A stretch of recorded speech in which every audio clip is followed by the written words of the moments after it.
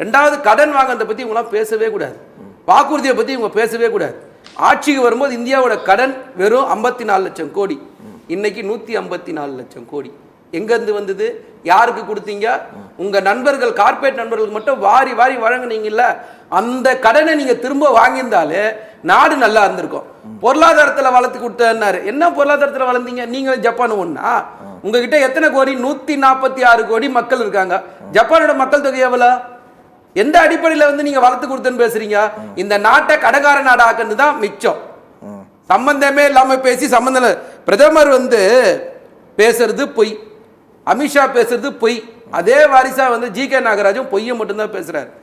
எந்த திட்டத்துக்கு 50% கொடுக்குறோம், எந்த திட்டத்துக்கு ஸ்பெஷல் பேக்கேஜ்னா, ஒட்டுமொத்த இந்தியாவில் தமிழ்நாட்டுக்குன்னு ஒரு வருமானம் இருக்குல்ல, அந்த தமிழ்நாட்டுக்குரிய வருமானத்தில் 75.3% நம்ம வருமானத்தை நம்ம நிர்வாகம் பண்றோம். மீதி 24.7% தான் ஒன்றிய அரசோட பங்கே இருக்கு.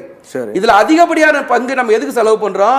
55,267 கோடி கல்விக்கு மட்டும் நம்ம செலவு பண்றோம். ரெண்டாவது நகர்ப்புற வளர்ச்சிக்கு 34,396 கோடி செலவு பண்றோம். அதுக்கு அடுத்தது இவங்களுடைய இந்த பிரதமர் வீடு கட்டு திட்டம், அதே மாதிரி ஜல்ஜீவன் திட்டம், உஜ்வாலா திட்டம், ஆயுஷ்மான் பாரத் திட்டம், இது எல்லா பிரதமர் கிராம சாலை திட்டம், இந்த எல்லா திட்டத்துக்கும் உங்க பேரை வச்சுன்னு இருக்கீங்க. ஆனா நிதி எங்களுது அதிகம். நான் எங்க நிதின்னு சொல்லும் போது, அதான் நம்ம நிதின்னு சொல்லும் போது நம்ம பேர் தானே வைக்கணும்.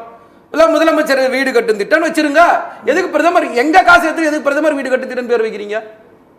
அதுக்கான நோக்கம் என்ன? மத்திய அரசு நிதி இருக்குல்ல, அதுக்காக யாருக்கு அதிகம்? சாதாரண ஒரு கம்பெனி நடத்துறீங்கன்னா கூட கம்பெனில யாரு ஷேர் அதிகமா இருக்கோ அவங்க தானே முடிவு பண்ண முடியும்.